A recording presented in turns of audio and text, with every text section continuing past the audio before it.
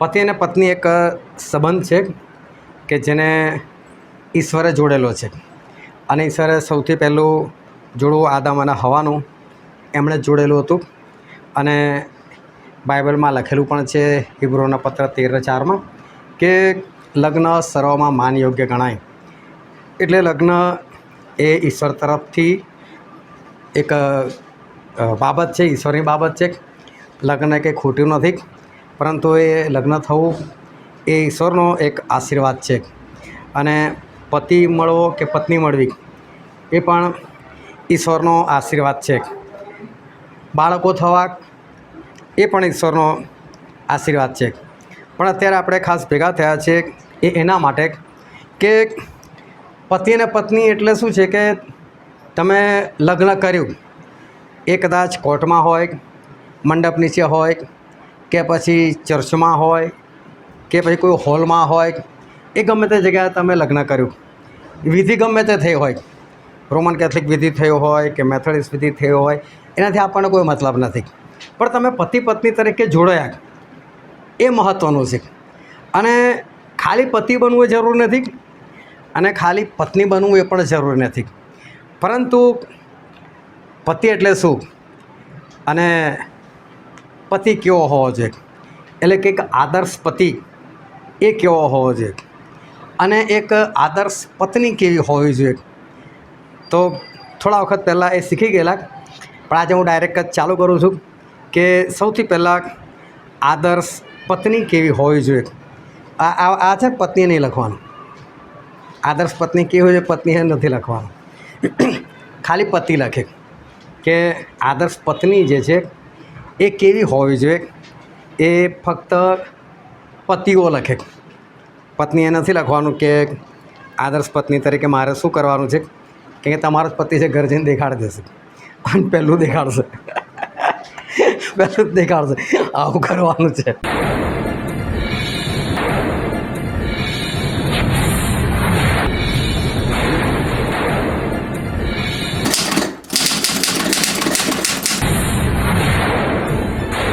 એકવાર એક જગ્યાએ મેરેજ એનિવર્સરી ઉજવાતી હતી અને જે પતિ પત્નીની મેરેજ એનિવર્સરી હતી ને એ લોકોના લગ્ન જેને 60 વર્ષ થઈ ગયેલા.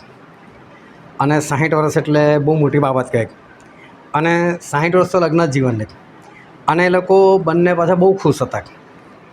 તો કોઈકે સવાલ કરી નાખ્યો પેલા પતિને કે યાર લગ્ન જીવનના 60 વર્ષ અને તમે આટલા ખુશ અને તમારા આટલા લાંબા અને સુખી દાંપત્ય જીવનનું રહસ્ય શું છે? કે સુખી દાંપત્ય જીવન રહસ્ય શું? તો કે અમારું નવું લગ્ન થયેલું ને અમે લોકો ફરવા માટે ગયેલા કે છે. અને ફરવા માટે ગયેલા તો કે ત્યાં આગળ ઘોડે સવારી કરવાની હતી કે છે. એટલે પેલો ઘોડાવાળો હતો અને મારી પત્ની ઉપર બેસવાનો હતો ઘોડા પર. તો જેવી બેઠી ને એવી પેલા ઘોડા તો પાડતી હતી પત્નીને, એ નીચે પડી ગઈ. નીચે પડી ગઈ એટલે એણે ફરી બેસવાનો પ્રયત્ન કર્યો. તો પેલા ઘોડો બેસવા ના દે. એટલે આ પત્નીએ કીધું ભાઈ જો હું 3 ગણું છું કે છે, 3માં મને બેસવા દે. હવે ઘોડાને શું ખબર પડે? એટલે એણે ગણ્યું 1, 2 અને 3 અને ઘોડા બેસવા નથી દે. એટલે સીધી એના તો ગન કાઢી પર્સમાંથી ઘોડાને ઉડાવી નાખ્યો કે છે. એટલે પેલો કહે છે કે ભાઈ મારે એ બધું નહીં જાણો, તમારા સુખી દાંપત્ય જીવનનું રહસ્ય શું? તો કે તો કહું છું હું 3 ગણવા જ નહીં દેતો કે છે, પહેલાં જ કામ પતાવી દઉં છું. એટલે અમે લોકો સુખી છે. તો આવા પતિ પત્ની નથી જોઈતા આપણે, પણ ઈશ્વરની દૃષ્ટિમાં અને બાઇબલના વચન પ્રમાણે ખ્રિસ્તીજી આદર્શ પતિ અને આદર્શ પત્ની કેવા હોવા જોઈએ. તો સૌથી પહેલાં આપણે જોવા માગીએ છીએ કે આદર્શ પત્ની કેવી હોવી જોઈએ. એટલે પતિઓએ લખવાનું છે, પત્ની ખાલી સાંભળશે. અને એક કલમ આપણે વાંચીએ એફેસીઓનો પત્ર તેનો 5મો અધ્યાય અને તેની 22મી કલમ. પત્નીઓ જેમ પ્રભુને તેમ પોતાના પતિઓને આધીન રહો. જો આદર્શ પત્ની એટલે શું? કે જે પતિને પ્રભુ સુના લેવલ પર મૂકે છે. કે એનો પતિ એટલે સમજો કે મારો ઈશ્વર જ છે, કે પ્રભુ ઈસુ ખ્રિસ્ત છે. અને પ્રભુ ઈસુ ખ્રિસ્ત હોય તો મારે એમની ઉપસ્થિતિમાં કેવી રીતે ઉઠવું બેસવું જોઈએ, કેવી રીતે એમને માન સન્માન આપવું જોઈએ, એ ધ્યાન જે રાખી શકે પોતાના પતિને પ્રભુ ઈસુ ખ્રિસ્તની જગ્યા પર રાખી શકે, એ છે આદર્શ પત્ની, આ એનો એક ગુણ. આપણે પહેલો બીજો કે ત્રીજો નથી ગણવા માગતા કે આ પહેલો ગુણ બીજો ગુણ, પણ આ એક ગુણ આદર્શ પત્નીનો. બીજું છે આપણે વાંચીએ તેની FSC 5મો અધ્યાય તેની 24મી કલમ. જેમ મંડળી ખ્રિસ્તને આધીન છે તેમ પત્નીઓએ સર્વ બાબતમાં પોતાના પતિઓને આધીન રહેવું. બીજી બાબત છે આદર્શ પત્ની કોને કહેવાય? તો આદર્શ પત્ની એ છે કે જે પતિને સર્વ બાબત આધીન રહે છે. FSC 5 અને 24મી કલમ છે કે પત્ની સર્વ બાબતમાં પત્નીને આધીન રહે, એ છે આદર્શ પત્નીનો એક ગુણ.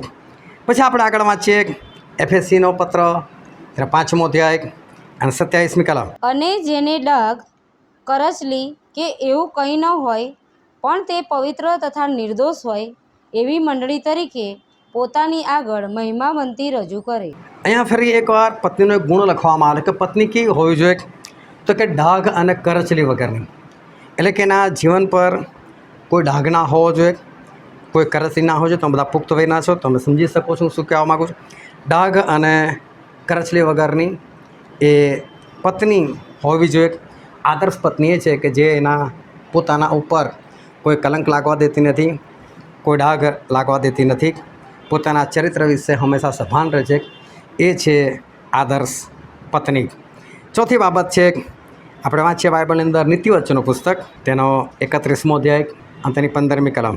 વળી હજી તો રાત હોય છે એટલામાં તો તે ઉઠે છે, પોતાના ઘરનાને ખાવાનું આપે છે અને પોતાની દાસીઓને તેમનું કામ નિમી આપે છે. આદર્શ પત્ની એ છે કે જે બહુ વહેલી ઉઠી જાય છે. હજુ તો કે રાત છે એટલે ઈશ્વરે છે ને અંધારાને રાત કીધી છે. એટલે એવું નથી કે આ અડધી રાતે ઉઠી જાય છે, પણ સવારે વહેલી ઉઠે છે. એટલે કે સૂરજ ઉગ્યા પહેલાં ઉઠી જાય છે. આ આદર્શ પત્નીનો ગુણ છે કે જે સૂરજ ઉગે એની પહેલાં ઉઠી જાય છે અને એનું જે તે કામકાજ છે, જો એની પાસે નોકરો છે તો એ લોકોને નિમી આપે છે, નહીં તેણે પોતે જે કંઈ કામકાજ કરવાનું છે એ સવારથી સમયસર એનું કામ એ શરૂ કરી દે છે અને પોતાના ઘરનાને એ સમયસર ખાવાનું આપે છે. પતિને, બાળકોને કે પછી સાસુ સસરા હોય તો એ લોકોને કે જે પણ છે એ લોકોને સમયસર ખાવાનું આપે છે. આ આદર્શ પત્નીનો એક ગુણ છે. છઠ્ઠો ગુણ પ્રેરિતોના કૃત્યો તેનો 5મો અધ્યાય તેની 1લી અને 2જી કલમ. પણ અનાન્યા નામે એક માણસે તથા તેની સ્ત્રી સફીરાએ પોતાની મિલકત વેચી તેની સ્ત્રીની સંમતિથી તેણે તેના મૂલ્યમાંથી થોડું પોતાની પાસે રાખ્યું અને તેણે કેટલોક ભાગ લાવીને પ્રેરિતોના પગ આગળ મૂક્યો. પતિ અને પત્ની હતા અનાન્યા અને સાફીરા, અને ઈશ્વરની આગળ કંઈ અર્પણ કરવાનું હતું. એ અર્પણની અંદર એ લોકોએ ગોલમાલ કરી અને આ પત્ની એ ગોલમાલની અંદર સાથ આપ્યો અને મારી ગઈ, એનું મૃત્યુ થઈ ગયું. પણ આદર્શ પત્ની હોય ને તો પતિને ખોટી બાબતમાં સહકાર નહીં આપે. એટલે આદર્શ પત્ની એ પતિને ખોટી બાબતમાં કે ઈશ્વર વિરોધીની બાબતમાં સહકાર આપતી નથી, સંમતિ આપતી નથી. પતિઓ લખજો બરાબર. એ છેલ્લે ફરી પાછું પૂછીશું બધા ગુણ. પછી પત્નીનો બીજો ગુણ છે નીતિવચનનું પુસ્તક તેનો 31મો અધ્યાય અને તેની 12મી વાંચો. તે ઊન તથા શણ શોધી લાવે છે અને રાજી ખુશીથી પોતાને હાથે કામ કરે છે. આ જે આદર્શ પત્ની છે એ રાજી ખુશીથી એક કામ કરે છે. પણ અહીંયા જે કામ જે લખેલું છે એ ખરું કામ છે કમાણીનું કામ. અને આદર્શ પત્ની એ છે કે જે એના પતિને કમાણી કરવામાં મદદ કરે છે, એટલે કે એ પણ જોડે કમાણી કરે છે. હવે જે સ્ત્રીઓ, જો તમારી પાસે નોકરી નથી તો હું તમને કહેવા માગું છું કે ઘરમાં તમે બગાડ થતો બી અટકાવો ને, એ પણ એક કમાણી છે. ઘણી વખત એવું થઈ જાય કે ચલો કદાચ આપણે શાક વધારે બની ગયું કે ભાત વધારે બની ગયો, કદાચ કોઈ આવવાનું હતું અને કોઈ આવ્યું નહીં ખાવા માટે, કે પછી કોઈ વખત માપની અંદર આપણાથી ભૂલ થઈ ગઈ, થોડું વધારે બની ગયું, તો એને આપણે ફ્રીજમાં મૂકી દઈએ, સાચવીને રાખીએ કે જેથી કરીને સવારે બગડે નહીં. પણ એમને જ બહાર મૂકી રાખ્યું હોય, કદાચ ઊંધેડું આવીને અંદર મોઢું મારી જાય કે પછી સવાર પડતાં ઉતરી જાય તો નુકસાન થયું. પણ એની જગ્યાએ આપણે નુકસાન અટકાવી દે તો એ પણ એક જાતની કમાણી જ છે. એટલે આદર્શ પત્ની એ છે કે જે એના પતિને પૈસા માટે એ મદદરૂપ થાય છે. એનો બીજો ગુણ આગળ 31મો અધ્યાય નીતિવચન તેની 12મી કલમ. પોતાના આવરદાના સર્વ દિવસો પર્યંત તે તેનું ભલું જ કરે છે અને ભૂંડું કદી નહીં. એના પતિનું ભલું જ કરે છે હંમેશા. એટલે આદર્શ પત્ની એ છે કે એના પતિનું ભૂંડું નથી ચાહતી, કરતી પણ નથી, પણ હંમેશા એનું ભલું જ એ કરતી હોય છે. આ છે આદર્શ પત્નીનો એક ગુણ. બીજો ગુણ છે નીતિવચનનું પુસ્તક તેનો 31મો અધ્યાય અને 19થી લઈને 22મી કલમમાં છે. તે પોતાના હાથ રેટિયાને લગાડે છે અને તેના હાથ તરાકને પકડે છે. તે ગરીબોને ઉદારતાએ આપે છે. હા, તે પોતાના હાથ લંબાવીને દરિદ્રીઓને મદદ કરે છે. તેને પોતાના કુટુંબ વિશે હિમનું ભય નથી, કેમ કે તેના આખા કુટુંબે ઊનના કિરમજી વસ્ત્ર પહેરેલા છે. તે પોતાને વાસ્તે બુટ્ટાદાર તકિયા બનાવે છે. તેના વસ્ત્ર બારીક સણના તથા જાંબુડા રંગના છે. જો આ સ્ત્રી ઊભી થાય છે અને ઘરના કામો કરે છે.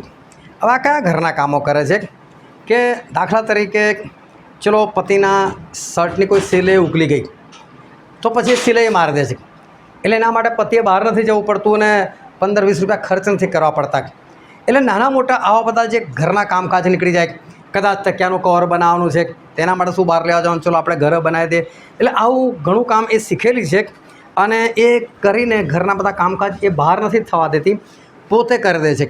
અને પોતે કરીને એ રીતે પતિને એ મદદરૂપ થાય છે. એટલે ઘરના બીજા ઘણા બધા કામ, જેણે ખાવાનું બનાવવાનું છે કે પછી વાસણ કપડાં કરવાના છે, એ ઉપરાંત આવા અમુક કામ કરીને, કેમ કે આ સિલાઈ કામ કોઈ રોજ ના કરવાનું હોય, કદી કોઈ સિલાઈ નીકળી ગઈ, કદાચ કદી કોઈ બટન નીકળી ગયું હોય, એવું કંઈ થયું હોય તો એ વખતે એ પૈસા બચાવી લે છે અને એ સારી રીતે આ ઘરના બીજા કામકાજ બી સંભાળી લે છે. એ છે એક આદર્શ પત્ની. પછી આપણે આગળ એક બીજો ગુણ જોઈએ, 1 કોરિન્થી તેનો 11મો અધ્યાય અને તેની 9મી કલમ. અને પુરુષને સ્ત્રીને સારું સર્જાવવામાં આવ્યો ન હતો, પણ સ્ત્રીને પુરુષને સારું. પત્ની જે છે એને પતિને માટે એનું સર્જન કરવામાં આવ્યું છે. એટલે પત્નીએ હંમેશા ધ્યાન રાખવાનું છે કે બાળક, માતા પિતા, ભાઈ બહેન કે સાસુ સસરા એ બધા કરતાં પતિ પહેલાં સ્થાને છે. બાળક પણ પછી, પણ પહેલો પતિ. સ્ત્રી એના પતિ માટે છે. આ આદર્શ પત્નીના અમુક ગુણ આપણે બાઇબલમાંથી જોયા. બીજા ઘણા બધા ગુણ છે પણ એટલું બધું ડિટેલમાં આપણે નથી જવું. પણ તમે જેણે લખ્યું છે મને ગણીને બતાવો કેટલા ગુણ લખ્યા તમે આદર્શ પત્નીના. તો આદર્શ પત્નીના આપણે 9 ગુણો લખ્યા. હવે પત્નીઓ લખવાનું છે આદર્શ પતિના ગુણો. હવે પતિઓ ખાલી સાંભળે અને પત્ની આના ઉપર ખાસ હેડિંગ મારજો કે આદર્શ પતિ કેવો હોવો જોઈએ, કે આદર્શ પતિના ગુણ, કે પછી તમારો પતિ કેવો હોવો એના ગુણ લખો. સૌથી પહેલું એફેસીઓનો પત્ર તેનો 5મો અધ્યાય 23મી કલમ. કેમ કે જેમ ખ્રિસ્ત મંડળીનું શિર છે, તેમ પતિ પત્નીનું શિર છે, વળી ખ્રિસ્ત શરીરનો ત્રાતા છે. ખ્રિસ્ત શરીરનો ત્રાતા છે. એટલે પતિને કોની સાથે સરખાવવામાં આવેલો છે? ખ્રિસ્ત સાથે. તો અને જે શરીર છે એ શરીરને કન્યા સાથે એટલે કે સ્ત્રી સાથે સરખાવવામાં આવેલું છે. તો ખ્રિસ્ત શરીરનો શું છે? ત્રાતા છે, એટલે કે હું તારણ કરનાર. એટલે પતિ જે છે ને એ પત્નીના તારણનું કારણ છે. તારણ એટલે છુટકારો, અને આ છુટકારો એટલે પતિ એવો હોવો જોઈએ કે જે પત્નીને સ્વર્ગ સુધી લઈ જાય, એને કહેવાય કે તારણનું કારણ બન્યું. સાથે સાથે પતિ એવો હોવો જોઈએ કે ગમે તે સમયમાં, ગમે તે તકલીફની અંદર, બીમારીની અંદર હોય કે ઘરમાં સાસુ સસરાને લઈને કંઈ પ્રોબ્લેમ થતો હોય, જેઠ જેઠાણીને લઈને કોઈ પ્રોબ્લેમ થતો, એ બધામાં તારણનું કારણ હોવો જોઈએ. એની પત્નીને પડખે ઊભો રહીને એને આ બાબતમાંથી છોડાવી લે એવો પતિ હોવો જોઈએ. પછી બીજો ગુણ છે પતિનો, એફએસી તેનો 5મો અધ્યાય 25મી કલમ. પતિઓ, જેમ ખ્રિસ્તે મંડળી પર પ્રેમ રાખ્યો અને તેની ખાતર પોતાનું સ્વાર્પણ કર્યું, તેમ તમે પોતાની પત્નીઓ પર પ્રેમ રાખો. જેમ પ્રભુ ઈસુ ખ્રિસ્તે મંડળી માટે, કન્યા માટે પોતાનો જીવ આપી દીધો, એટલો પ્રેમ કર્યો, એ રીતે આદર્શ પતિ એ છે કે જે પોતાની પત્નીને એટલો પ્રેમ કરે છે કે એના માટે મરવું પડે ને તો મરી પણ જાય છે. પૂછવા નથી રહેતો કે ભાઈ મરું કે ના મરું, પણ મરવા માટે તૈયાર થઈ જાય. એ છે આદર્શ પતિનો એક ગુણ. ત્રીજો ગુણ છે એફએસી 5 અને 27મી કલમ. અને જેને ડગ કરચલી કે એવું કંઈ ન હોય, પણ તે પવિત્ર તથા નિર્દોષ હોય એવી મંડળી તરીકે પોતાની આગળ મહિમાવંતી રજૂ કરે. પ્રભુ ઈસુ ખ્રિસ્ત મંડળીને એટલે કે પોતાની કન્યાને કે પોતાની દુલ્હનને એવી રજૂ કરે છે પવિત્ર, ડાઘ અને કરચલી વગરની. એટલે પ્રભુ શું એક આત્મિક પતિ છે, તો પતિ તરીકે શું કરે છે તો કે પોતાની પત્નીને એટલે કે મંડળીને ડાઘ અને કરચલી વગરની પવિત્ર રાખે છે. એટલે પોતાની પત્નીને જે ડાઘ નથી પડવા દેતો, જેની પર કલંક લાગવા દેતો નથી, જે એની પત્નીને પવિત્ર રાખી શકે છે, એ છે આદર્શ પતિ. એટલે પતિ એવો હોવો જોઈએ કે જે પત્નીને પવિત્ર રાખી શકે, ડાઘ અને કરચલી વગરની એને રાખી શકે, કલંક ના લાગવા દે એની પર, એ છે આદર્શ પતિ. ચોથો ગુણ છે એફેસીઓનો પત્ર તેનો 5મો અધ્યાય 28મી કલમ. એ જ પ્રમાણે પતિઓએ જેમ પોતાના શરીરો પર તેમ પોતાની પત્નીઓ પર પ્રેમ રાખવો જોઈએ. જે પોતાની પત્ની પર પ્રેમ રાખે છે તે પોતા પર પ્રેમ રાખે છે. જેઓ પોતાના શરીર પર પ્રેમ રાખે છે, પોતાના શરીર પર એટલે જ્યારે માણસ ચાલતો જતો હોય અને અચાનક એને કદાચ ઠોકર વાગી જાય પગની અંદર, તો એ કેવું એકદમ એનું ધ્યાન એના પગ તરફ જતું રહે છે. ચલો અંગૂઠામાં વાગ્યું છે, કદાચ લોહી નીકળ્યું છે, એના હાથ કેવો તરત અંગૂઠો પકડી લે છે, એના મોઢામાંથી કેવો સિસકારો નીકળી જાય છે, એને કેવો દુઃખનો અનુભવ થાય છે. એવો અનુભવ એ જ્યારે પત્ની માટે કરતો હોય કે એની પત્નીને સહેજ પણ દુઃખ ના પડે, એની પત્નીને જો કશું થાય તો એટલો બધો દુઃખી થઈ જતો હોય, પોતાના શરીર જેટલો પ્રેમ કરતો હોય, એ છે આદર્શ પતિ. એટલે આદર્શ પતિ એ છે કે જે પોતાના શરીરને જેવો પ્રેમ કરે છે ને એવો જ પ્રેમ એ પોતાની પત્નીને કરે છે. 5મો ગુણ એફએસી 5 અને 29મી કલમ. કેમ કે કોઈ માણસ પોતાના દેહનો દ્વેષ કદી કરતો નથી, પણ તે તેનું પાલન પોષણ કરે છે, જેમ પ્રભુ પણ મંડળીનું કરે છે તેમ. આદર્શ પતિ એ છે કે જે પત્નીનું પાલન પોષણ કરે છે, એને કમાઈ લાવીને એનો ગુજારો કરે છે, એ છે આદર્શ પતિ. આદર્શ પતિનો ગુણ છે કે પોતાની પત્નીનું પાલન પોષણ કરે છે. 6ઠ્ઠો ગુણ એફએસી 5 અને 31મી કલમ. કેમ કે આપણે તેના શરીરના અવયવો છીએ. આપણે પ્રભુ ઈસુ ખ્રિસ્તના શરીરના અવયવો છે. પ્રભુ ઈસુ ખ્રિસ્તના આપણે અવયવો એટલે આપણને એક કન્યા ગણે છે, તો કન્યા જે છે એ પતિના શરીરના અવયવ છે. એટલે પત્ની જે છે એ પતિના માથા સિવાયનો બધો ભાગ છે. બીજે કલમમાં છે ઉત્પત્તિનું પુસ્તક તેનો 2જો અધ્યાય 24મી કલમ. એ સારો માણસ પોતાના મા બાપને છોડીને પોતાની પત્નીને વળગી રહેશે અને તેઓ એક દેહ થશે. પતિ જે છે પોતાના મા બાપને છોડીને પત્નીને વળગી રહેશે, એવું બાઇબલનું વચન કહે છે. ફરી એક બીજી બી કલમમાં છે માથીની સુવાર્તા તેનો 19મો અધ્યાય અને 5મી કલમ. ને કહ્યું કે તે કારણને લીધે માણસ પોતાના મા બાપને મૂકીને પોતાની સ્ત્રીને વળગી રહેશે અને બંને એક દેહ થશે. અહીં ફરી લખ્યું છે કે પુરુષ એટલે કે પતિ પોતાના મા બાપને છોડીને પત્નીને વળગી રહેશે. પછી માર્કની લખેલી સુવાર્તા ત્યાં 10મો અધ્યાય 7 અને 8મી કલમ. એ કારણથી માણસ પોતાના મા બાપને મૂકીને પોતાની પત્નીને વળગી રહેશે અને તેઓ બંને એક દેહ થશે. એ માટે તેઓ ત્યાર પછી બે નથી પણ એક દેહ છે. ફરી એકવાર અહીં લખેલું છે કે પુરુષ પોતાના મા બાપને છોડીને પોતાની પત્નીને વળગી રહેશે. અને જો એક કલમ વાંચો એ જ ગુણમાં 1 કોરિન્થી તેનો 6ઠ્ઠો અધ્યાય 16મી કલમ. શું તમે નથી જાણતા કે વેશ્યાની સાથે જે જોડાય છે તે તેની સાથે એક શરીર થાય છે?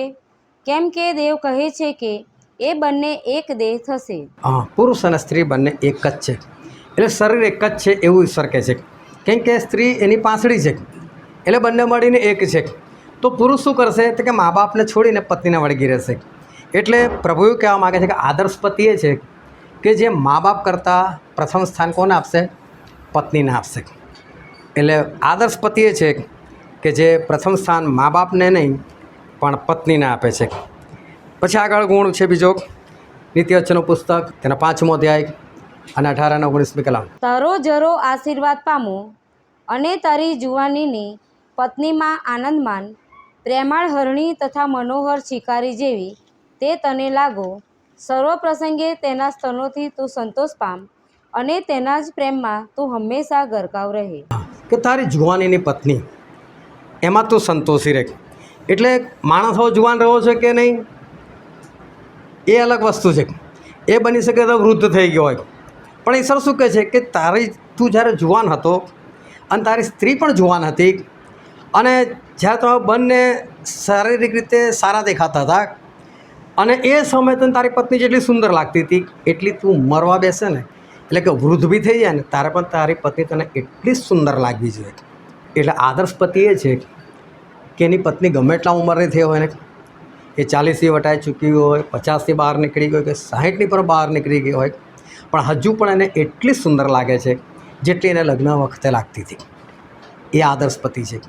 એનો પ્રેમ હજુ સુધી ઓછો નહીં થયો ઉંમરની સાથે, પણ આદર્શ પતિ એ છે કે હર સમયે એને એની સ્ત્રી એટલી જ સુંદર લાગે છે. એના પછીનો ગુણ કલસ્યોનો પત્ર, તેનો 3જો અધ્યાય અને 18મી કલમ. પતિઓ, તમે પોતાની પત્નીઓ પર પ્રેમ રાખો અને તેઓ પ્રત્યે કઠોર ન થાઓ. પતિ એ છે કે જે પત્ની પ્રત્યે કઠોર રહેતો નથી, કઠણ રહેતો નથી. એનું માને જ ના, એનું સાંભળે જ ના, એની અવગણના જ કરે. આવો પતિ નથી હોતો. આદર્શ પતિ એ છે કે એની પત્ની પ્રત્યે કોમળ છે, એની પત્ની પ્રત્યે કઠોર નથી. અને 10મો ગુણ છે આદર્શ પતિનો, 1 પિતર 3જો અધ્યાય 7મી કલમ.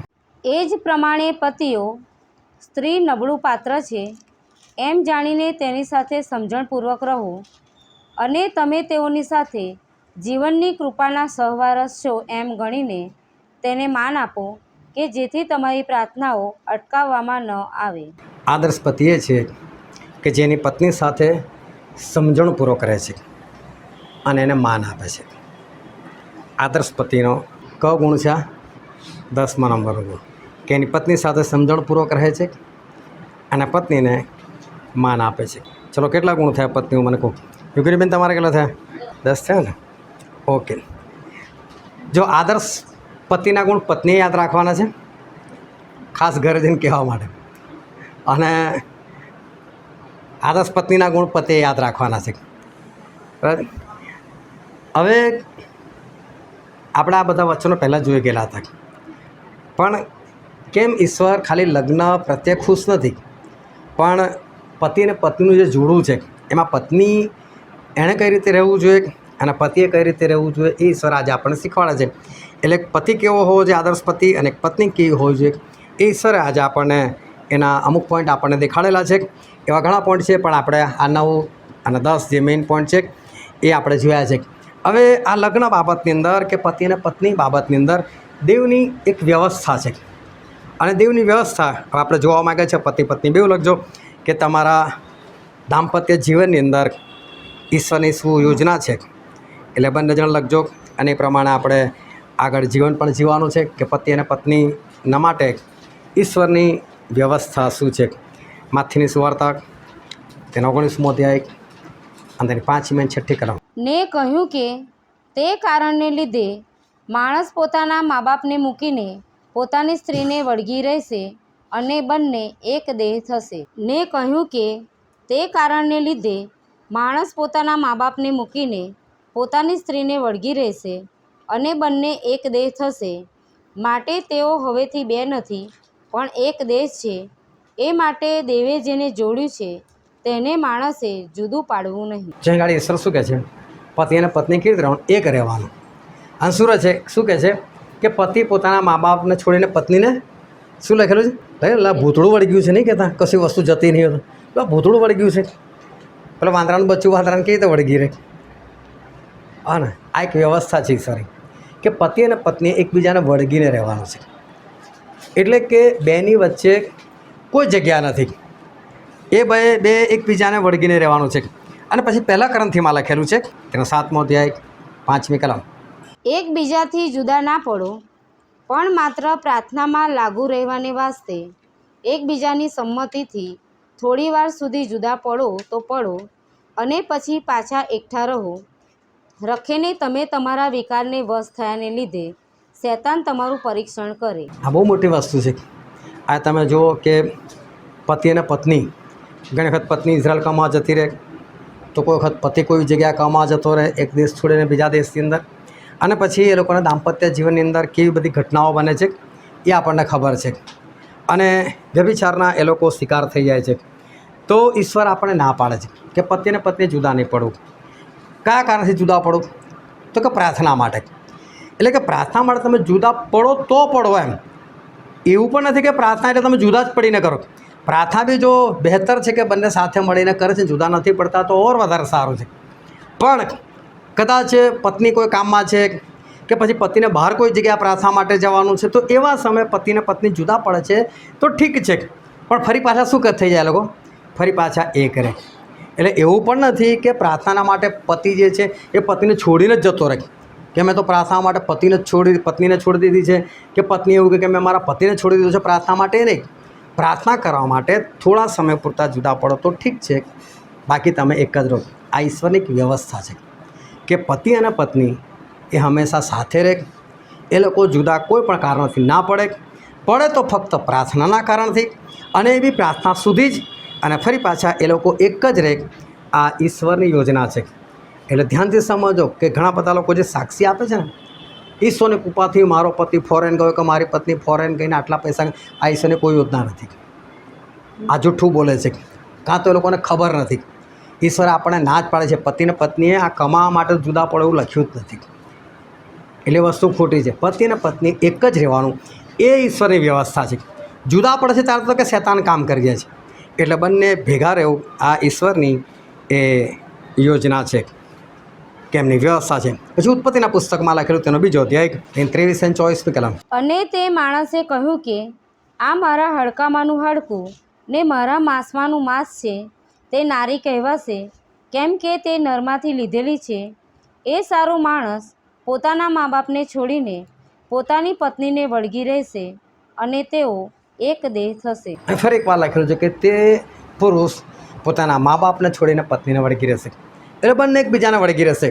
પછીનો 5મો અધ્યાય, ઉત્પત્તિનું જ પુસ્તક, 5મો અધ્યાયની બીજી કલમ. તેણે તેઓને ઉત્પન્ન કર્યા અને તેઓને આશીર્વાદ દીધો, ને તેઓની ઉત્પત્તિને દિવસે તેણે તેઓનું નામ આદમ પાડ્યું. હવે આ કલમ ધ્યાનથી વાંચજો ને તો એવું લખેલું છે કે ઈશ્વરે તેઓને નર અને નારી ઉત્પન્ન કર્યા, અને તેઓની ઉત્પત્તિને દિવસે, બહુવચન તેઓની ઉત્પત્તિ, એટલે કે સ્ત્રી અને પુરુષ, તેઓની ઉત્પત્તિને દિવસે તેણે દેવે તેઓનું નામ, એટલે બહુવચન કે સ્ત્રી અને પુરુષનું નામ આદમ રાખ્યું. જો ઈશ્વરે હવા નામ તો છે ને એ પાપ આવવાથી આદમે નામ પાડેલું છે. એની પહેલાં સ્ત્રીનું નામ અલગ નહોતું. સ્ત્રીનું નામ ગણો કે પુરુષનું નામ ગણો, બંનેનું નામ આદમ હતું. એટલે ઈશ્વરે હવાનું નામ પણ છે ને આદમ પાડેલું હતું. એટલે બંને એક જ નામથી ઓળખાતા હતા. એટલે જ્યારે ઈશ્વર કહે ને આદમ, એટલે એમાં સ્ત્રી પણ હોય, અને આદમ એટલે એમાં પુરુષ પણ હોય. એટલે વિચાર કરો કે બેને ઈશ્વરે નામ પણ એક જ આપેલું. એટલે ઈશ્વર બેને અલગ નથી ગણતા. એટલે આ ઈશ્વરની એક વ્યવસ્થા છે કે પતિ પત્ની એ હંમેશા એક જ રહે. આ ઈશ્વરની વ્યવસ્થા, બંને સાથે રહે. પહેલું જે બાબત જોઈ એમાં એ છે કે પતિ અને પત્ની કદી જુદા ના પડે. બીજી વ્યવસ્થા ઈશ્વરની એ છે કે બંને હંમેશા એકબીજાની સાથે જ રહે. હવે એકબીજાની સાથે અને એકતામાં એક રહેવું, એનો અર્થ એ છે કે લોકોની દરેક બાબતમાં, શારીરિક, માનસિક, આર્થિક, આત્મિક દરેક બાબતની અંદર ઘણી જગ્યાએ જોવા મળે છે ને આપણને કે પત્નીના અલગ પૈસા હોય, પતિના અલગ પૈસા હોય, તું મારા પૈસા લઈ લીધા અને તારા પૈસા, આ બધું ના હોવું જોઈએ. બેની વચ્ચે સમાનતા, આપણું હોય. એ લોકો એ રીતે વાત કરે, આપણા પૈસા છે, ના મારા ના તારા. પણ જો મારું તારું છે તો પછી આ ઈશ્વરની વ્યવસ્થા નથી. ઈશ્વરની વ્યવસ્થા તો એવી છે કે પતિ અને પત્ની દરેક બાબતની અંદર એ લોકો હંમેશા એક જ રહે. અને તમે આખું બાઇબલ વાંચજો. આખા બાઇબલની અંદર જ્યારે પણ વસ્તી ગણતરી થઈ ત્યારે હંમેશા પુરુષોની ગણતરી થઈ. નવા કરારમાં પણ તમે જોજો કે પ્રભુએ 5000 જમાડ્યા તો શું લખ્યું? સ્ત્રીઓ અને બાળકો ઉપરાંત 5000 પુરુષો હતા. સ્ત્રીઓની ગણતરી ના કરી. સ્ત્રીઓ અને બાળકો ઉપરાંત 4000 પુરુષો હતા. એટલે 4000 પુરુષો એટલે શું? ઈશ્વર સ્ત્રીની અવગણના કરે છે? એ અવગણના નથી કરતા, પણ ઈશ્વરે બેને બે જ નથી ગણતા, એ લોકોને એક ગણે છે. એટલે જ્યારે પ્રભુ કહે ને એટલે કોઈ પુરુષો 4000 હતા, એટલે પ્રભુ કહેવા માગે 4000 પત્નીઓ આવી ગઈ અંદર, એટલે ટોટલ લોકો 8000 હતા. એ પ્લસ આપણે કરી દેવાનું. એટલે ઈશ્વર તો ખાલી એક જ કહે પુરુષો આટલા હતા. એટલે શું કહે? એની જ પાસળી લીધી ને. એટલે કે આ બધા થઈને એક જ છે. એટલે સ્ત્રી અને પુરુષ બંને એક જ છે. સ્ત્રી જે છે પુરુષની અંદર છે, એટલે ઈશ્વરે એવું નથી કીધું કે આટલી સ્ત્રીઓ હોતી ને આટલા પુરુષો થાય. ખાલી પુરુષોની ગણતરી, અને એ જેટલા પુરુષો છે એટલી સ્ત્રીઓ છે, એટલે આપણી ગણતરી આપણે પોતે એ માંડી લેવાની. એટલે ઈશ્વર આ બંનેને એક ગણે છે, એક જ છે. આ ઈશ્વરની વ્યવસ્થા છે કે આ લોકો બંને બધી બાબતમાં એક છે. જો ઈશ્વર બેને બે ના ગણતા હોય તો બેના બે પૈસા હોય? બેઉ સરખા છે. એ લોકોના ઘરમાં કોઈ ઊંચ ને આ તારું ને આ મારું એવું નથી. પણ ઘરે જઈને એકબીજાના કપડાં ના પહેરવા લાગતા, એ અલગ છે કે લાય ભાઈ હું તારો ઘાઘરો પહેરું, તું મારું પેન્ટ પહેર, એ નહીં ચાલે. એ વસ્તુ અલગ છે. તો ઈશ્વરે બંનેને એક રાખેલા છે. પછી એફએસીના પત્રમાં લખેલું છે, ત્યાં 4થો અધ્યાય અને 32મી કલમ. પણ તમે એકબીજા પ્રત્યે માયાળુ અને કરુણાળુ થાઓ, અને જેમ ખ્રિસ્તમાં દેવે પણ તમને માફી બક્ષી, તેમ તમે એકબીજાને ક્ષમા કરો. હા, આ ઈશ્વરની વ્યવસ્થા છે પતિ અને પત્ની માટે, કે તમે એકબીજા પ્રત્યે કરુણાળુ થાઓ, માયાળુ થાઓ અને એકબીજાને માફ કરો. અને માફ કરવા માટે ખાસ શબ્દ લખે છે, જેમ ખ્રિસ્તે તમને માફ કરે. હું કહું છું, પ્રભુએ આપણને કયા પાપ માફ કરે? તમે વ્યભિચાર કર્યો હોય તો પણ ઈશ્વરે માફ કર્યા છે, અને કોઈએ મર્ડર કર્યું હોય તો પણ ઈશ્વરે માફ કર્યા છે. તો પ્રભુ આજે પતિને પત્નીને કહે છે, મેં તમને જેવા માફ કર્યા, જેવા પાપ મેં તમારા માફ કર્યા, એવા તમે એકબીજાના પણ માફ કરો. બાય ચાન્સ લગ્ન પહેલાં કે લગ્ન પછી કે ગમે ત્યારે સ્ત્રીની ભૂલ થઈ જાય કે પુરુષની ભૂલ થઈ જાય, કશું બી થયું છે, તો ઈશ્વર શું કે તમે એકબીજાને એવી રીતે માફ કરો કે છે જેમ મેં તમને માફ કર્યા છે. આ ઈશ્વરની પતિ અને પત્ની માટેની એક વ્યવસ્થા છે. પછી નીતિવચનના પુસ્તકમાં લખેલું છે, ત્યાં 10મો અધ્યાય 14મી કલમ. દ્વેષથી ટંટા ઊભા થાય છે, પણ પ્રીતિ સર્વ અપરાધોને ઢાંકી દે છે. પ્રીતિ સર્વ અપરાધોને ઢાંકી દે છે. એટલે કે પ્રેમ એક એવી વસ્તુ છે કે જે પાપની ઉપર છે ને પડદો નાખી દે છે. એટલે પ્રેમ હોય ને તો પાપ બહાર ના આવે, પણ પાપને ઢાંકી દેવામાં આવે. આ શું કહેવા માગે છે તમને સમજાવું આગળ. પણ આપણે બીજી કલમ વાંચીએ સાથે, યાકૂબનો પત્રક, તેનો 5મો અધ્યાય 20મી કલમ. તો તેણે જાણવું કે પાપીને તેના ભૂલ ભરેલા માર્ગથી જે પાછો ફેરવે છે, તે એક પ્રાણને મોતથી બચાવશે અને પાપના પુંજને ઢાંકશે. પાપના પુંજને ઢાંકશે. પુંજ એટલે ઢગલો. પ્રેમ હોય તે પાપના પુંજને એટલે ઢગલાને ઢાંકી દે છે. હજુ બીજી એક કલમ પણ વાંચી લે, 1 પિત્તર 4 અને 8. વિશેષે કરીને તમે એકબીજા પર આગ્રહથી પ્રીતિ કરો, કેમ કે પ્રીતિ પાપના પુંજને ઢાંકે છે. ફરી એકવાર લખ્યું છે, પ્રીતિ પાપના પુંજને એટલે કે ઢગલાને ઢાંકે છે. 3 જગ્યાએ આપણે વાંચ્યું, જૂના કરારમાં પણ અને નવા કરારમાં પણ, કે પ્રેમ જે છે ને એ પાપને શું કરે છે? ઢાંકે છે. એટલે પાપ ઉઘાડો નથી થવા દેતું. એટલે જે પતિ છે ને એ જો પત્નીને પ્રેમ કરે છે ને તો એની પત્નીની કદી કોઈ પણ ખોટી વાત બહાર જઈને નહીં કરે. છે કે એની વસ્તુ અલગ છે, પણ એની વાત જ બહાર નહીં કરે. એ રીતે પત્ની જે છે એ જો એના પતિને પ્રેમ કરે છે તો એના પતિની કોઈ પણ ખોટી વાત એ બહાર જઈને નહીં કરે, પણ એના પાપને શું કરશે? ઢાંકી દેશે. એટલે આ એક વ્યવસ્થા છે. એટલે ઈશ્વર પતિ અને પત્નીને કહેવા માગે છે કે તમે કદી પણ એકબીજાના પાપ બહાર જઈને કોઈની આગળ ઉઘાડા ના કરો. બીજાનું પાપ તમે કોઈને ના કહો. પતિ હોય તો પત્નીનું પાપ જાહેર ના કરે, અને પતિ હોય તો પત્નીનું પાપ બહાર જાહેર ના કરે, એટલે કે નિંદા ના કરે. પ્રેમ છે તો એ પાપને ઢાંકી દે છે. આ ઈશ્વરની વ્યવસ્થા છે. પ્રેરિતોના કૃત્યો, તેનો 5મો અધ્યાય અને તેની 29મી કલમ. પણ પિત્તર તથા પ્રેરિતોએ ઉત્તર આપ્યો કે માણસોના કરતાં દેવનું અમારે વધારે માનવું જોઈએ. માણસ કરતાં દેવનું અમારે વધારે માનવું જોઈએ. આ ઈશ્વરની એક વ્યવસ્થા છે કે પત્ની કરતાં પહેલાં ઈશ્વર છે, અને પતિ પહેલાં પણ ઈશ્વર છે. તમે પતિનું કહેલું માનો, પત્નીનું કહેલું પણ માનો, પણ ઈશ્વર જો વચ્ચે છે તો પહેલાં ઈશ્વરનું માનો. એટલે ઈશ્વર જ્યાં તમને પરમિશન આપે છે, ઈશ્વર એવું કહેતા કે તમે મિટિંગમાં જાઓ અને પત્ની એવું કહે કે નહીં જવાનું, તો પત્નીનું નહીં માનો. એ સમય ઈશ્વરનું કહેલું માનો. પહેલો ઈશ્વર. એટલે પતિ અને પત્નીના જીવનમાં સર્વપ્રથમ સ્થાન એકબીજાનું નથી, પણ ઈશ્વરનું છે. આ ઈશ્વરની એક વ્યવસ્થા છે કે પતિ અને પત્ની એકબીજાના કરતાં ઈશ્વરને પ્રથમ સ્થાન આપે. પછી આપણે આગળ વાંચીએ કોલોસીઓનો પત્રક, તેનો 3જો અધ્યાય 14મી કલમ. વળી એ સઘળા ઉપરાંત પ્રીતિ જે સંપૂર્ણતાનું બંધન છે તે પહેરી લો. વળી એ સઘળા ઉપરાંત પ્રીતિ જે સંપૂર્ણતાનું બંધન છે તે પહેરી લો. પ્રીતિ પ્રેમ જે સંપૂર્ણતાનું બંધન છે એને તમે પહેરી લો. એટલે પ્રેમ જે છે એને તમે પહેરી લો. આ જ વાત 1 થેસાલોનિકી તેનો 5મો અધ્યાય અને 8મી કલમમાં પણ લખી. ત્યાં પણ વાંચીએ આપણે 1 થેસાલોનિકી 5:8. પણ આપણે દાડાના છીએ માટે વિશ્વાસનું તથા પ્રેમનું બખ્તર અને તારણની આશાનો ટોપ પહેરીને સાવધ રહીએ. પ્રેમનું બખ્તર પહેરીએ. ત્યાં પ્રીતિ જે સંપૂર્ણતાનું બંધન છે એ પહેરી લો. પ્રેમને પહેરવાનું કીધેલું છે. પ્રેમથી આપણે આપણી જાતને બાંધીને રાખવાની છે.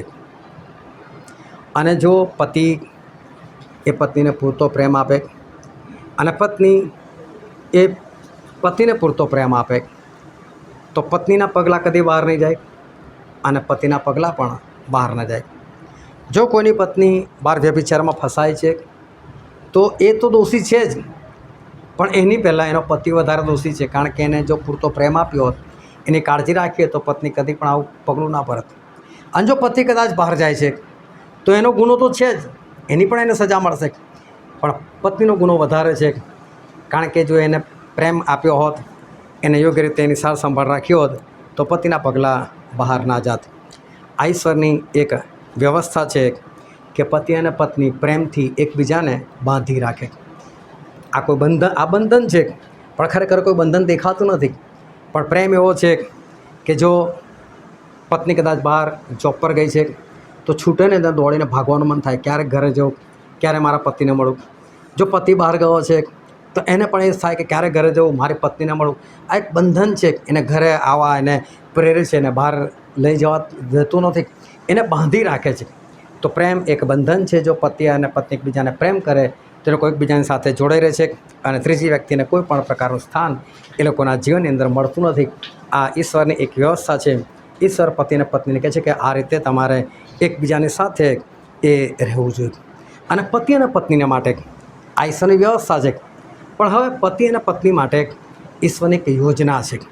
એ યોજના આપણે જોઈએ. હેડિંગ મારો તો મારી દેજો કે પતિ અને પત્ની માટે ઈશ્વરની યોજના છે. અને ઈશ્વરની જે યોજના છે પતિ અને પત્ની માટે એ આપણે વાંચીએ 1 પિત્તર તેનો 3જો અધ્યાય અને તેની 7મી કલમ. એ જ પ્રમાણે પતિઓ સ્ત્રી નબળું પાત્ર છે એમ જાણીને તેની સાથે સમજણપૂર્વક રહો, અને તમે તેઓની સાથે જીવનની કૃપાના સહવારસ છો એમ ગણીને તેને માન આપો કે જેથી તમારી પ્રાર્થનાઓ અટકાવવામાં ન આવે. જંગાળી પ્રભુ એવું કહેવા માગે છે કે પતિઓ સ્ત્રી એક નબળું પાત્ર છે એમ સમજીને તમે તેની સાથે સમજણપૂર્વક રહો, અને તમે બંને કૃપાના સહવારસ છો. જીવનની કૃપાના સહવારસ. જીવન એટલે કે અનંત જીવન, એટલે કે સ્વર્ગ જે મળવાનું છે એ સ્વર્ગ જે મળવાનું છે એ જીવનની જે કૃપા છે એના તમે બંને સહવારસ છો. એટલે ઈશ્વરની યોજના શું છે ખબર? પતિ અને પત્ની માટે બેમાંથી એકને લઈ જવાની યોજના નથી, બંનેને સાથે લઈ જવાની યોજના છે. આ ઈશ્વરની પતિ અને પત્ની માટે યોજના છે કે ઈશ્વર બંનેને સાથે જ લેવા માગે છે. જો પડતા મુકાશે તો બંને સાથે પડતા મુકાશે, અને લેવાશે તો બંને સાથે લેવાશે. આ ઈશ્વરની યોજના છે કે ઈશ્વર પતિ અને પત્ની એ બંનેને સાથે લઈ જવા માગે છે. એટલે બાય ચાન્સ કદાચ કોઈ પતિ એવું સમજતો હોય, જવા દો ને મારી પત્ની માનતી નથી, એ આમ છે ને તેમ છે, નરકમાં જવાની, તો સમજી લેવાનું કે એક પાંસળી નરકમાં જઈ રહે તો બાકીની 25 એ બાજુ જ ખેંચાવાની છે. આ બંનેને સાથે આનંદ જીવન છે એવું કહે છે. કૃપાના સહવારસ છો તમે. એટલે પતિ અને પત્ની બંનેને સાથે જ ઈશ્વર પાસે જવાનું છે. ઈશ્વર બંનેને સાથે લેવા માગે છે. આ ઈશ્વરની યોજના છે. અને એટલે ઈશ્વર આ બંને પર ખાસ ભાર આપે છે. એટલે ઈશ્વર લગ્નને માન યોગ્ય એટલા માટે જ ગણે છે કે ભાઈ અને બહેન હશે તો બની શકે ભાઈ જાય ને બહેન રહી જાય, કે બહેન જાય ને ભાઈ રહી જાય, વસ્તુ અલગ છે. બાપ રહી જાય અને છોકરો જતો રહે, કે છોકરો જાય ને બાપ રહી જાય, વસ્તુ અલગ છે.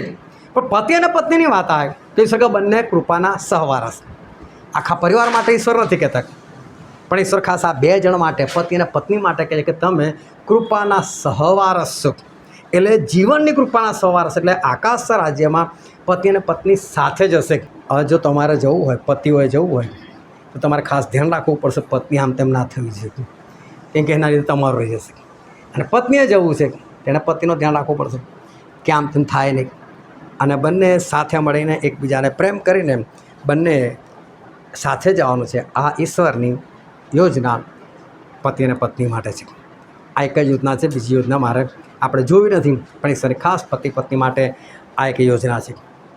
પરંતુ શૈતાન જે છે એ શૈતાન પતિ અને પત્નીને એ હંમેશા ભૂલાવામાં નાખે છે કે ભમાવે છે. હવે અત્યારે તમારા લગ્નને જેટલા બી વર્ષ થઈ ગયા હોય તમને લોકોને પોતાને ખબર છે, પરંતુ ખાલી તમે મનની અંદર એકબીજાને જોયા વગર ખાલી તમે યાદ રાખજો કે જ્યારે તમારું લગ્ન થવાનું હતું, નક્કી થયેલું હતું, શું સમજવું સર, એ શરૂઆતના દિવસો એને યાદ કરો કે ત્યારે કદાચ મોબાઈલ હતો કે નહોતો ખબર નહીં, પરંતુ એકબીજા સાથે કેટલા કોન્ટેક્ટમાં હતા અને એ સમયે કેટલી લાંબી લાંબી વાતો થતી હતી. અને ત્યાર પછી તમારું લગ્ન થયું અને લગ્ન થયા પછી તમે એ શરૂઆતના દિવસો, કદાચ શરૂઆતનો મહિનો યાદ કરો કે તમે કઈ રીતે રહેતા હતા એકબીજાની સાથે. અને આજે આટલા વર્ષ પછી તમે અત્યારના દિવસોને યાદ કરજો કે શું હું જેટલા પ્રશ્નો પૂછું એટલા બધાનું કાલે મોબાઈલથી જવાબ માગીશ પર્સનલમાં. પતિએ પત્નીને નથી કહેવાનું, પત્નીએ પત્ની નથી કહેવાનું, મને જવાબ આપવાનો છે કે એ શરૂઆતના દિવસોમાં તમારો એકબીજા પ્રત્યે પ્રેમ હતો, શું અત્યારે એ જ પ્રેમ છે કે એ પ્રેમની અંદર ઘટાડો થયો છે?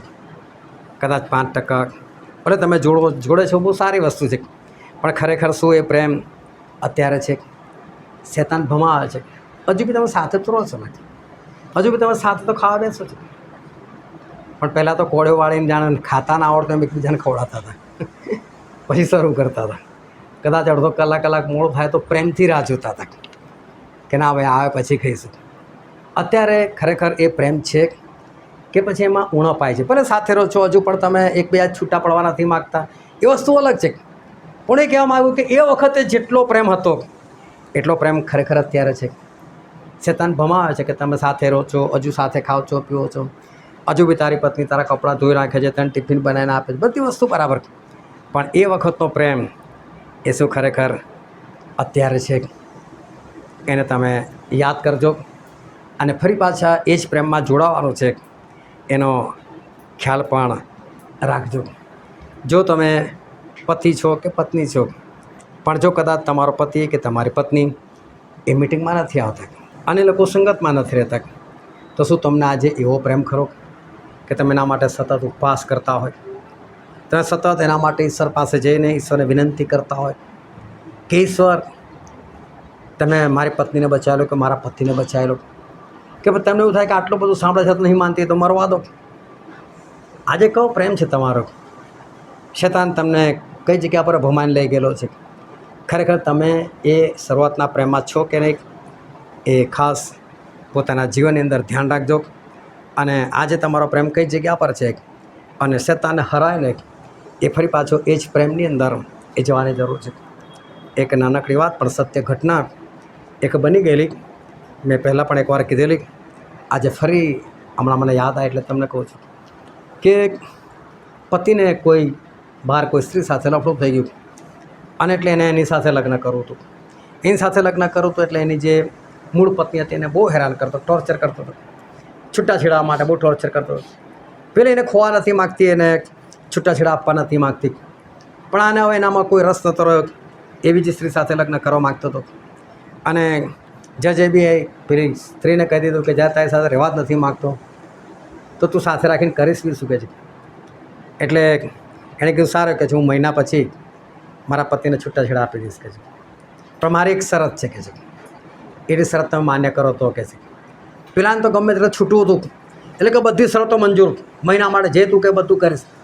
તો કે બસ ખાલી એક જ કામ કરવાનું છે, આપણે લગ્ન કરીને શરૂઆતમાં જે રીતે રહેતા હતા બસ એ રીતે તમે મારી સાથે 1 મહિનો રહો. બસ શરૂઆતની અંદર એ લોકો જ્યારે ખાવાનું ખાય ત્યારે એક થાળીની અંદર ખાય, પેલો એને ખવડાવે, પેલી એને ખવડાવે. જ્યારે સુવા માટે જાય ત્યારે એ એને આખી ઊંચકી લે અને લઈ જઈને એને બેડ પર સુવાડે. આ બધું તારે કરવાનું છે કે મારી સાથે 1 મહિના સુધી હું તને છૂટાછેડા આપી દઈશ. પરંતુ એ પ્રથમના પ્રેમનું શારીરિક ક્રિયાઓ, પરંતુ એના પતિનો પ્રેમ ફરી પાછો આવ્યો અને પેલીને ભૂલી ગયો, કેમ કે મહિના સુધી પેલી પાસે જવાનું નહોતું. મહિના સુધી આને સાથે રહેવાનો હતો, ગમે તે છૂટવાનું હતું, એ જ પ્રેમ મહિના સુધી દેખાડવાનો હતો, પણ એ પ્રેમમાં આવ્યા તો છૂટાછેડા ના થયા. અને માટે છૂટાછેડાનું કારણ એક આ પણ છે કે પ્રથમનો પ્રેમ નથી રહેતો. પણ શેતાન ભમા છે કે તમે જોડે જ છો, પણ પ્રથમના પ્રેમને યાદ કરજો. અને ભલે તમારી ગમે તેટલી ઉંમર થઈ હોય, પણ ફરી એ જ પ્રેમની સાથે એકબીજાની સાથે રહેવાના માટે તમે ખરા હૃદયથી પ્રયત્ન કરજો અને એ જ પ્રેમની અંદર તમે રહેજો. આ ઈશ્વર એ આપણી પાસે ચાહે છે અને શેતાન આપણને ભમાવે છે. આજે ફરિયાદો એ હોય છે પતિ અને પત્નીને એકબીજા માટે એ ફરિયાદ હોય છે. શું કોઈ પત્ની કે પતિને ધ્યાનથી સમજો, કોઈ જવાબ નથી આપવાના, પણ જવાબ મને કાલે વોટ્સએપ તરફ ખાલી મને એકલાને જવાબ આપજો. અને જવાબ આપ્યા પછી તમે તમારા મોબાઈલમાંથી એ મેસેજ ડિલીટમાં મારી દેજો. મારી પાસેથી વાત કોઈની પાસે નહીં જાય. પણ આજે પતિ અને પત્નીને ભેગા કરવાનું મારું જે કારણ હતું એ ફક્ત એક જ હતું કે ફરીને એકવાર એ શરૂઆતનો સંબંધ, શરૂઆતનો પ્રેમ એ પતિ અને પત્નીની વચ્ચે એ આવી જાય. અને માટે જ એના માટે જ આ એક પ્રયત્ન કર્યો છે. જો આજે તમે પતિ છો કે પત્ની છો અને તમને કદાચ તમારા પતિ માટે કે પત્ની માટે એવી ફરિયાદ છે કે આનો મારી પ્રત્યે એ પ્રેમ નથી રહ્યો, પરંતુ ફક્ત એની શારીરિક ઈચ્છાઓની તૃપ્તિ માટે જ કે એટલા સમય પૂરતો જ એ મારી સાથે પહેલાં જેવો સંબંધ રાખે છે અને એ જ સમયે ખાલી મને એનો પ્રેમ દેખાય છે, બાકી એને મને એના જીવનમાં પ્રેમ નથી દેખાતો. આપણે આને સુધારવાનો પ્રયત્ન કરીશું. જો આવું કોઈ પણ પત્નીને હોય કે કોઈ પતિને પણ હોય આવી ફરિયાદ, તો મને ચોક્કસ જણાવજો. આપણે એ બાબતમાં સુધારો લાવવાનો પ્રયત્ન કરીશું. આદર્શ પતિ તરીકે કે આદર્શ પત્ની તરીકે પતિને જે ગુણ પત્નીમાં નથી દેખાતા અને પત્નીને જે ગુણ પતિમાં નથી દેખાતા, તો તમે મને મહેરબાની કરીને જણાવજો કે જેથી કરીને આપણે એ બાબતમાં સુધારો લાવવાનો પ્રયત્ન કરીશું. અને બહુ પ્રેમથી આ બધી બાબતો આપણે એનો નિકાલ લાવવાનો પ્રયત્ન કરીશું. અને ફરીને એકવાર હસતું રમતું એક દંપતી બની જાય, પ્રથમવાળા પ્રેમવાળું કે જે એકબીજાના વગર નથી રહી શકતા. બસ એના માટે જ આ છે. તમારા ઘરમાં જો બાળકો છે તો આજે તમારા એકબીજા સાથેનો જો વ્યવહાર છે એ વ્યવહારથી તમારા બાળકો એ જ વસ્તુ શીખવાના છે, એ જ વસ્તુ જોવાના છે. અને એ લોકો પણ મિટિંગની અંદર ભાગ લે છે ત્યારે એ લોકો પણ જે કંઈ શીખે છે તો એ લોકો ચોક્કસ એ ઘરનું વાતાવરણ જોઈને એ લોકોને પ્રશ્ન થશે કે અમે શીખીએ છીએ શું અને મારા ઘરની અંદર મારા મમ્મી કે મારા પપ્પા એ શું કરે છે. તો આપણે આ બધી બાબતો જે સુધારવાની છે એના માટે જ આજે આપણે ભેગા થયા છે. અને જો કદાચ તમે ચાહતા હશો તો તમારા પતિ સાથે કે તમારી પત્ની સાથે ચોક્કસ કાઉન્સેલિંગ કરવામાં આવશે. બની શકશે તો બંનેને સાથે બેસાડીને કાઉન્સેલિંગ કરવામાં આવશે. પણ તમારી જે બી ફરિયાદ હોય આ એટલા માટે તમારે મને જણાવવાની છે કે જેથી કરીને હું એની સાથે કાઉન્સેલિંગ કરી શકું અને આ બાબતનું જે નિરાકરણ છે એ નિરાકરણ લાવી શકું.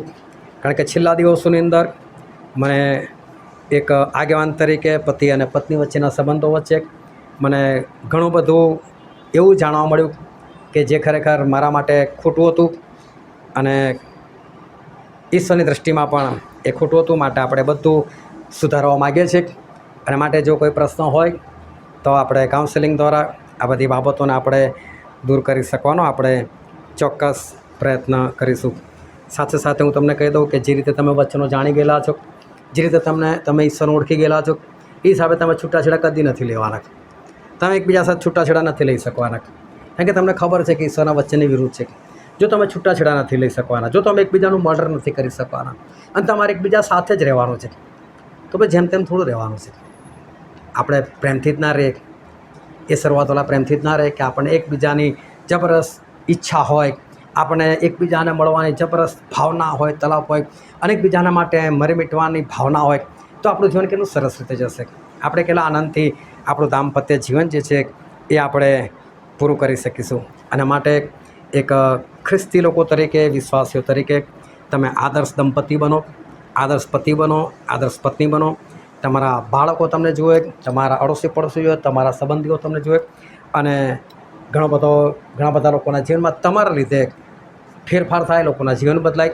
એ બહુ જરૂરી છે. એના માટે દરેક જણ આદર્શ પતિ અને પત્ની બનવાનો એ પ્રયત્ન કરે. બાકી સુધારવા માટે જે કંઈ જરૂર છે એના માટે તમે કહેશો એ સમયે અને એ વારે હું તૈયાર છું. હા, આપણે દરેક જણ આપણે આંખોને બંધ કરી આપણા મસ્તકો આપણે ઈશ્વરની હજુરમાં નમાયેલા રાખીએ.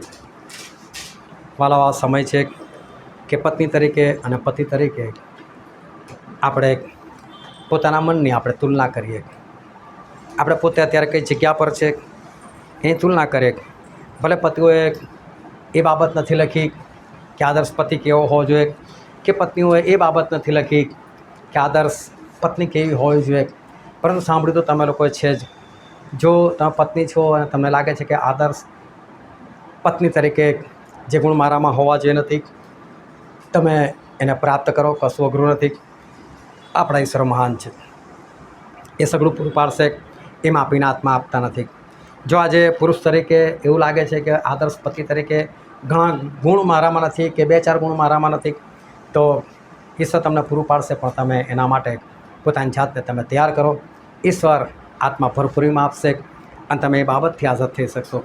અને જો તમને કોઈ પણ પ્રકારની કાઉન્સેલિંગની જરૂર હોય તો આપણે એના માટે આપણે ભેગા થઈશું. અને ચોક્કસ ઈશ્વર એમના સેવકનો ઉપયોગ કરશે અને તમારા ઘરમાં ફરીને એકવાર પ્રેમ અને શાંતિ અને આનંદ આવશે. એક કિલ્લોલ ભર્યું એક વાતાવરણ ઊભું થશે. અને આપણા માટે એ બહુ જ જરૂરી છે કે આપણે આદર્શ દંપતી બને, કારણ કે આપણે ખ્રિસ્તના લોકો છે, આપણે ખ્રિસ્તી છે. અને એક વાત ખાસ ધ્યાનમાં રાખજો કે પતિ અને પત્ની સાથે સ્વર્ગમાં જવાના છે. અને માટે આપણે યોગ્ય રીતે એકબીજાને પ્રેમ કરનાર છે, પ્રથમનો પ્રેમ કરનાર છે, અને એવા પ્રેમની અંદર આપણે આગળ વધીએ. આ વચન સમજવાના માટે, ગ્રહણ કરવાના માટે, પ્રમાણે ચાલવાના માટે પ્રભુ ઈસુ ખ્રિસ્તની કૃપા આપણા દરેક પર થાવ.